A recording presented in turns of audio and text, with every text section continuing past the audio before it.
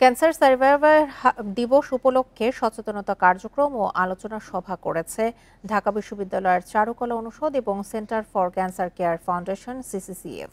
এই ঈদে জামা জুতো অ্যাক্সেসরিজের ডিসকাউন্ট। রোববার বিকেলে চারুকলা অনুষদে আয়োজিত সভায় বক্তারা বলেন, ক্যান্সার প্রতিরোধে চিকিৎসার পাশাপাশি মানসিক সেবাতেও জোর দেওয়া জরুরি। নারীদের স্তন ক্যান্সারের হার বাড়ছে উল্লেখ করে বক্তারা বলেন, সচেতনতাই পারে ঝুঁকি কমাতে। ক্যান্সার প্রতিরোধে সচেতনতা বৃদ্ধি ছাড়াও প্রাথমিক অবস্থায় নির্ণয় ও সময়মতো চিকিৎসা নিতে হবে।